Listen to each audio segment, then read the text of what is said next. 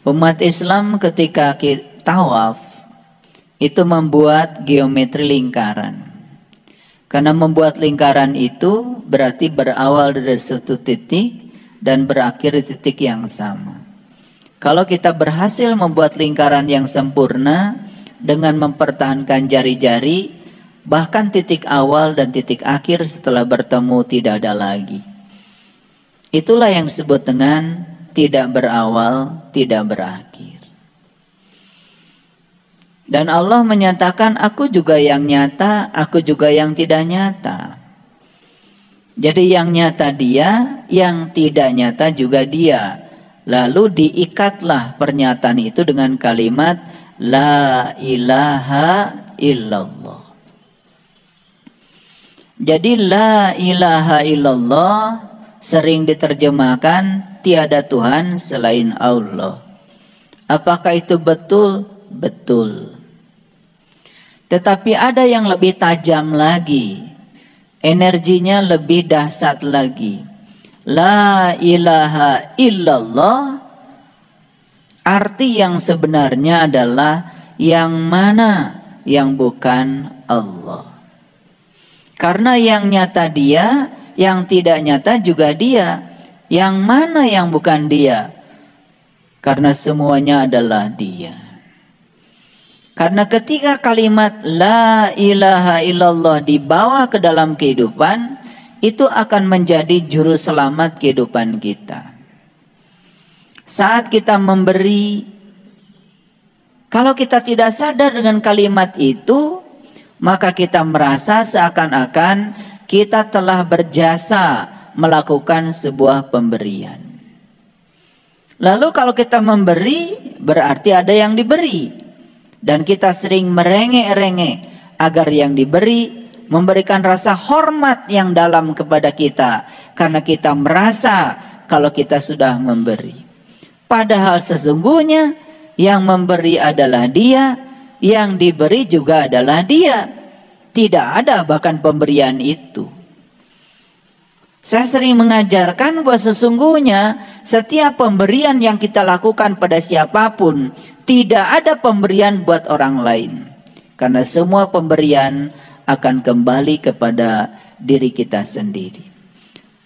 Oleh karena itu saya mengajarkan bagaimana cara kita berterima kasih, terutama pada orang-orang yang bersedia untuk menerima pemberian kita.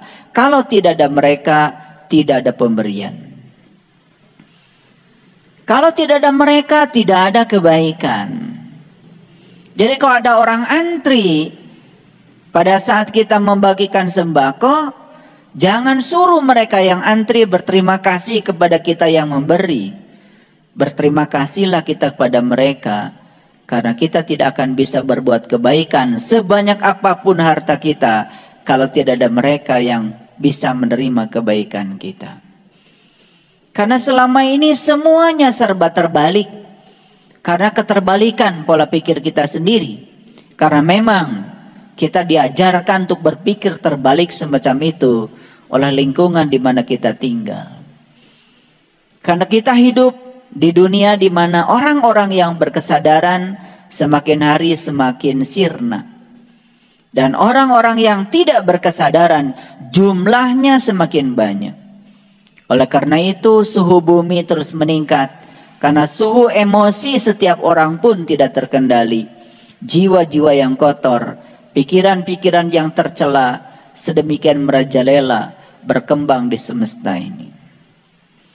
Oleh karena itu para sahabatku yang dirahmati Allah, izinkan hari ini saya berbicara sesuatu yang mungkin akan mengagetkan, mungkin akan mengejutkan. Karena saya akan menggunakan standar-standar yang berbeda. Tetapi seperti biasa saya akan menggunakan pendekatan saintifik, saya akan menggunakan pendekatan ilmiah supaya semuanya bisa dibuktikan. Baik secara dalil, secara nalar, juga disertai dengan bukti-bukti yang nyata yang sesungguhnya kita sendiri sudah mengalaminya. Oleh karena itu pada hari ini saya akan berbicara lebih fokus lagi dengan tema cara mencapai kesucian. Dan beruntung sekali para sahabat yang hadir di tempat ini.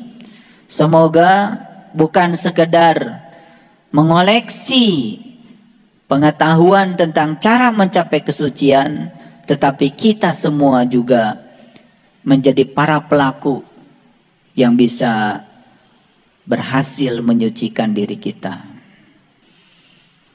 Kalau saya berpikir cara, berarti saya berpikir tentang metode. Kalau saya berpikir metode, berarti berpikir tentang bagaimana. Kalau berpikir tentang bagaimana, berarti saya akan berbicara tentang tata urutan untuk mencapainya. Itu yang pertama. Kalau saya mengatakan kata kerja mencapai, berarti harus ada yang dicapai. Harus ada sebuah pencapaian. Apa yang mau kita capai? Yaitu kesucian. Kesucian itu sudah menjadi kata benda dari kata dasar suci. Jadi kalau kesucian itu sudah jadi kata benda dari kata dasar suci. Nah, kata dasar suci ini sudah dikenali dalam hidup kita. Karena setiap hari kalian bersuci. Suka bersuci? Apa yang dilakukan? Apa yang dilakukan? Ya, pokoknya menggunakan air seperti yang sering digunakan untuk berwudu. Gitu. Jadi berwudu itu apa? Nah, jadi wudu itu bahasa Arab. Arti yang sebenarnya bukan bersuci. Wudu itu artinya adalah berpisah. Makanya wudu dulu baru sholat. Siapa yang sukses berpisah dengan yang selain Allah, maka dia akan bisa menyatu dengan Allah. Jadi kita sering gagal menyatu dengan dia karena kita belum sukses berpisah dengan yang selain dia. Akibatnya apa? Akibatnya sholat sebatas ritual saja. Hanya bangga kalau kita sudah sholat. Dan bangga karena kita sudah menggugurkan kewajiban kita. Dan setelah itu kita tidak pernah melakukan refleksi diri. Apa yang dicapai setelah kita sholat. Padahal di Quran jelas sekali. Aqimis sholah. Inna sholat tanha anil fahsa wal munkar. Dirikanlah sholat. Sholat adalah instrumen. Sholat adalah sarana. Sholat adalah metode. Sholat adalah cara untuk mencegah seseorang dari perbuatan keji dan munkar. Loh, menjadi lucu ya. Ada yang rajin sholat, tapi rajin juga melakukan tindakan-tindakan yang keji. Bahkan tidak berperasaan menyakiti orang lain. Bahkan tidak berperasaan ketika orang lain kesusahan. Dia merasa bangga dengan sholatnya, padahal sesungguhnya inti sari sholat adalah akhlak. Akhlak dilihat dari kemampuan seseorang memperlakukan orang lain. Nah, itu yang akan menjadi kajian kita hari ini. Semoga kita mengerti dengan yang dikaji pada kesempatan yang penuh berkah. Baik ya, kalau wudhu itu dikatakan bersuci, itu juga iya, tidak ada yang salah di situ. Tetapi kalau wudhu sebatas fisik, sebatas physical body, tidak menyentuh ya aspek-aspek body yang lain, nah itu yang menyebabkan kita tidak pernah sadar bahwa sesungguhnya kesucian yang dimaksud oleh kita mungkin hanya sebatas angan-angan pikiran kita sendiri.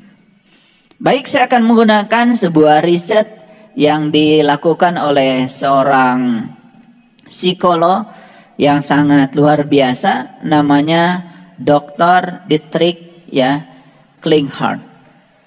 Beliau itu membuat 5 level body, ya, yang kemudian digunakan sebagai 5 level untuk mencapai kesehatan atau penyembuhan.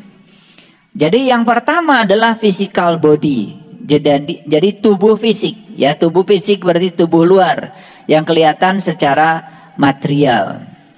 Yang kedua adalah energy body, ya. Jadi tubuh energi. Yang ketiga adalah mental body.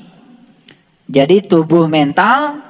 Yang keempat adalah intuitive body, tubuh intuisi. Dan yang kelima adalah spirit body. Jadi tubuh spirit. Nah, kalau berdasarkan 5 klasifikasi tubuh yang ada pada diri manusia, berdasarkan versinya di Klinghardt ini, berarti sesungguhnya kalaupun kita sudah sukses menyucikan tubuh kita, berarti baru 1/5 dari proses penyucian diri. Jangan jangan buru-buru mengklaim kalau diri kita sudah suci. Karena kalau suci itu baru di aspek body, ya, di aspek luar, di aspek tubuh, sebetulnya kita baru 1/5 proses penyucian. Bahkan sebetulnya kalau mau jujur, ya, tubuh ini setelah diwudukan dengan air seperti yang sering kita lakukan secara syar'i, tetapi tidak melibatkan aspek hakikat, tidak melibatkan aspek makrifat, tidak melibatkan aspek torikatnya, apa yang terjadi? Toh sebetulnya di dalam tubuh kita juga masih tersimpan sesuatu yang kotor. Bukankah air kencing pun tertinggal di dalam? Bukankah sebetulnya yang membuat WC kita kotor itu kan tubuh kita? Kita sering teriak-teriak, aduh, WC ini bau sekali. Lupa bahwa sebetulnya kata WC, lu sendiri kan yang membuat gue bau, kata WC. Jadi seakan-akan WC itu bau karena WC. Padahal sebetulnya WC itu asalnya suci. WC asalnya bersih. Menjadi kotor karena tubuh kita.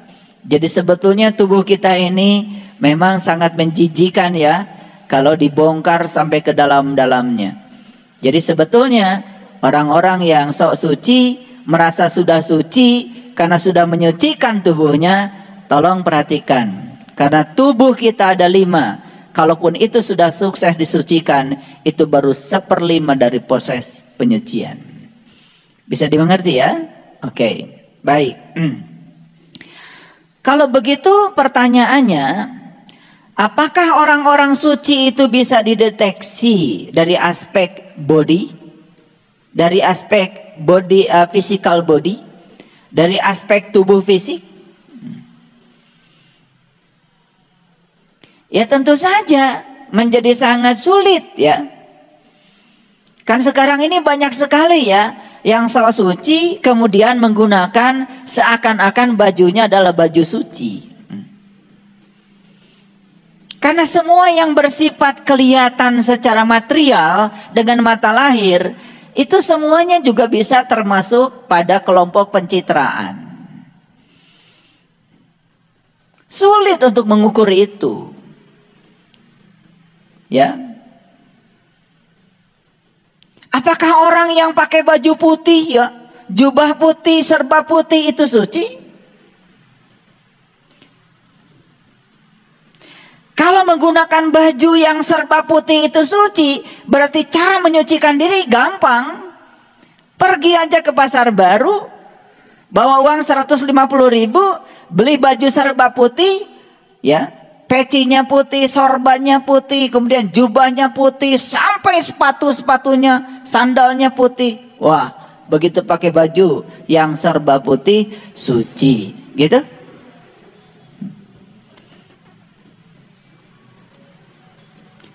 Jadi tidak bisa kesucian seseorang itu diukur dari aspek fisik saja. Karena kita harus melihat kesucian itu dari 5 aspek. Pertama physical body, yang kedua energy body, yang ketiga mental body, yang keempat intuitive body, dan yang kelima adalah spirit body. Nah, kalau keseluruhan ini ya sudah kita perhatikan nanti, baru kita akan bisa mengatakan, oh, sebetulnya saya paling tidak ya ada kegeeran sedikit kalau saya sudah mencapai kesucian. Dan nanti kita tes. Karena kesucian itu harus dites. Gimana cara ngetesnya? Gampang sekali. Kalau nanti sudah tahu suci itu apa. Nah, kalau belum tahu suci itu apa kan susah ngetesnya. Betul nggak? Nah, oleh karena itu buang semua ya persepsi tentang kata suci yang selama ini ada di kepala kita. Bisa jadi itu adalah keliru. Bisa jadi itu tidak bersesuaian dengan ya apa yang dimaksud oleh kitab-kitab suci. Bisa jadi. Ya, oleh karena itu saya akan masuk dulu pada Quran surat Asy-Syam. Surat Asy-Syam ya, surat tentang matahari. Surat yang ke-91 ayat 7 sampai 10. Jadi judulnya saja sudah Asy-Syam. Jadi surat tentang matahari. Nah, kalau berbicara matahari di Quran, hati-hati ya. Karena matahari ini kalau di Quran pasti matahari ruhani. Kalau di Quran ada kata-kata matahari, pasti matahari ruhani, bukan matahari jasmani, bukan matahari fisik. Karena Quran ini kan mengarahkan kita pada aspek spirit. Jadi kata matahari pun bukan matahari secara fisik. Oleh karena itu jangan heran kalau para leluhur kita ya bisa mencapai ya ketinggian spiritual, mencapai puncak kesadaran disimbolkan dengan mencapai matahari. Nabi Ibrahim misalnya di Quran, ini berulang-ulang saya sampaikan. Saat beliau mencari jati diri tentang siapa aku, dan beliau pertama kali yang beliau saksikan adalah bintang. Setelah itu menyaksikan bulan. Setelah itu menyaksikan matahari. Saya dulu ya, karena dangkal pemikiran saya, begitu mendengar kata Jepang, bangsa Jepang, karena diajarkan dari kecil ya, bendera Jepang itu kan warna dasarnya apa? Putih. Kemudian di tengahnya ada matahari. Betul? Merah kan? Gak kotak, tapi bulat. Karena bulat ini selalu aja disebut mandala. Bulat itu selalu disebut dengan kesempurnaan. Makanya tidak ada ban yang kotak. Karena kalau ban kotak, ya diam terus. Tapi ketika ban itu dibuat lingkaran, maka dia dinamis, terus dinamis. Ban itu berputar dengan kecepatan sekian, ya, rotasi per menit. Itu bisa mengantarkan kita ke Surabaya, bisa mengantarkan kita ke Lampung, bisa mengantarkan kita ke Medan, bisa mengantarkan kita ke Aceh. Terus putar saja. Itu karena lingkaran. Makanya lingkaran itu selalu menjadi lambang spiritual. Karena lingkaran itu dinamis. Ya. Apalagi kalau kita tahu luas lingkaran. 22/7. Kali jari-jari. Itu bahasa spiritual semua. 22 juga Quran surat Al-Hajj. Kan spiritual perjalanan haji. 7 juga lambang dari haji. 7 kali tawaf, 7 kali sa'i. 7 batu melempar jumroh. Jari-jari juga lambang spiritual. Karena Allah meletakkan meletakkan namanya di sini. Ini alif, ini lam, ini ha. Ini alif, ini lam, ini ha. Keren banget. Makanya Allah bilang, yadullah fauqa aydihim. Tangan Allah ada pada kamu. Tangan siapa sesungguhnya ini? Tangan Allah. Kalau ini tangan Allah, berarti untuk apa tangan ini diserahkan Allah kepada kita? Satu tujuan Allah, untuk menyenangkan Allah. Pertanyaannya, sudahkah tangan ini digunakan untuk menyenangkan Dia? Sederhana kan sebetulnya. Ya.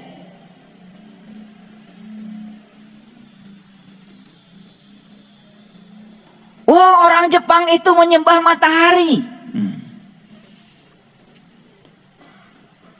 Saya dari dulu nggak yakin kalau sekelas mereka yang cerdas, yang tinggi kesadarannya, yang negaranya bersih, yang hidupnya sudah tertib, yang cara makanannya jodoh sehat, masa sebodoh itu menyembah matahari.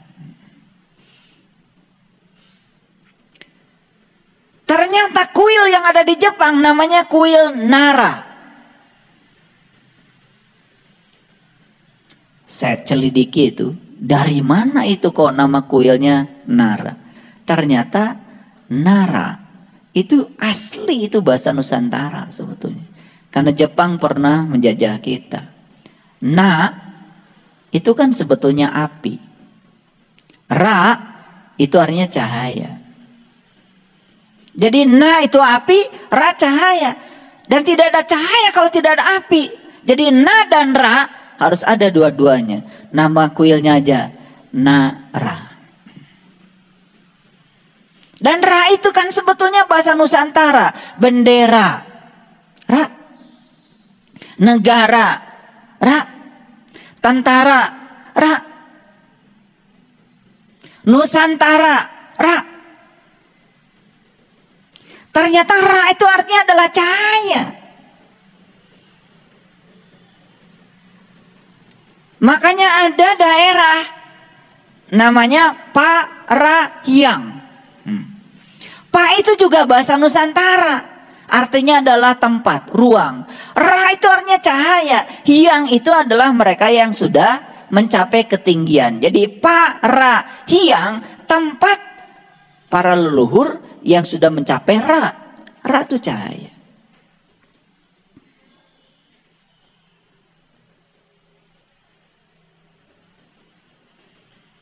Makanya Sunda, kebanyakan orang menganggap Sunda itu seakan-akan adalah nama suku. Padahal dulu Sunda dari kata Sunada. Jadi ada lagi di situ. Ada su itu artinya abadi, na tadi apa? Api, da itu besar. Jadi Sunada itu adalah api abadi yang besar. Jadi sebetulnya leluhur kita sendiri itu disebut bangsa matahari. Tetapi bukan bangsa yang menyembah matahari itu. Bangsa yang sudah mencapai pencerahan. Bangsa yang sudah tahu hakikat dari matahari. Maka di Quran dikatakan Robul Masyriqain Warubul Maghribain. Kan matahari ada dua. Satu matahari yang jasmani, satu matahari yang rohani. Beruntung yang sudah menemukan dua-duanya.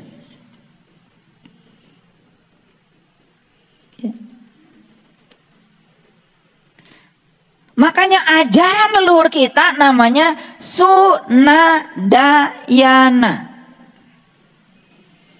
Jadi yana itu jalan sebetulnya. Asli bahasa Nusantara. Sunadayana itu jalan untuk mencapai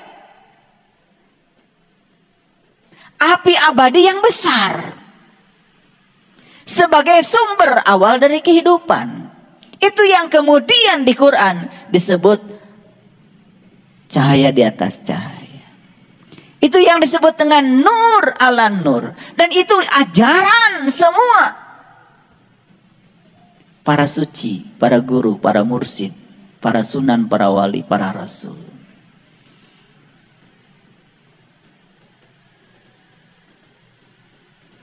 Sunadayana, Sunadayana. Dibacanya agak cepat. Sundayana, Sundayana, Sundayana. Jadi Sundai, Sundai, Sundai. Jadi Sunday.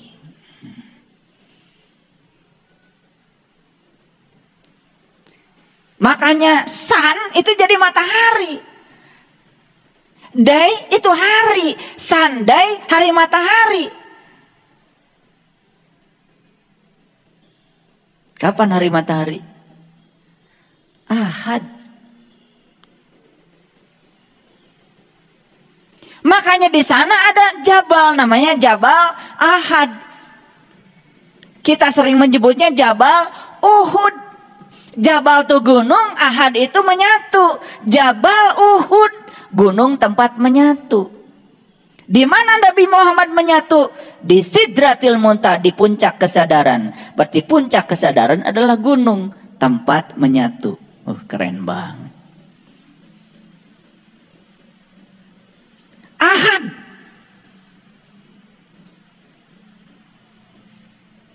Bahasa Inggrisnya apa? Sunday. Kan dari Sunda, Yana itu. Keren itu. Kalau kita belajar etimologi itu ketemu titik temunya itu. Loh kenapa minggu disebut Ahad? Ahad itu kan satu.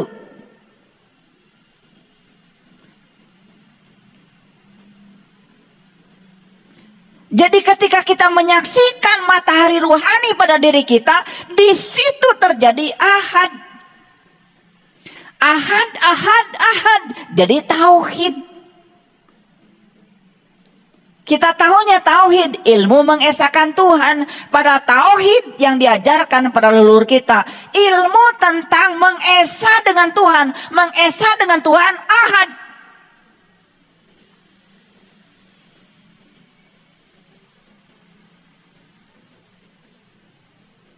Mengesah dengan Tuhan, ya jumaah, jumaah, jumaah. Berjamaah. Berjamaah itu berarti ngumpul. Ngumpul kita dengan Tuhan. Sahabat lain melakukan kebaktian hari Minggu. Jadi jangan mengatakan sekali-kali bahwa ya hari yang paling suci adalah hari ini, hari yang lain gak suci. Oh, saya beribadah di hari yang paling suci. Nah, orang lain sayang sekali ya mereka ibadahnya bukan di hari suci. Ini masalah pengertian. Semua hari ya suci. Semua hari ya bagus. Tidak ada hari suci, tidak ada minggu suci, tidak ada bulan suci. Semua ya suci, tergantung sudut pandang kita.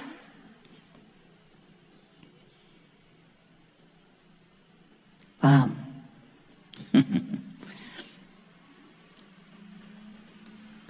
Jadi Quran surat Asy-Syams itu cerita apa? Cerita matahari. Wasyamsi waduhaha. Demi matahari. Loh, demi matahari? Matahari yang mana?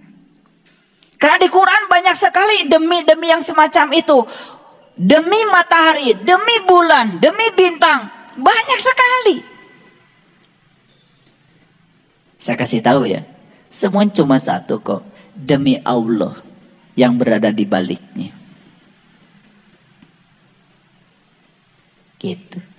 Makanya kalau kita sudah bisa memahami Allah yang nyata, Allah yang tidak nyata, semua di balik yang nyata ada Dia sang keberadaan yang mengendalikan semuanya. Disitulah muncul yang namanya kesadaran. Paham ya? Oke. Nah, saya tidak akan membahas Quran surat Asy-Syams, tetapi saya akan membahas apa kaitannya.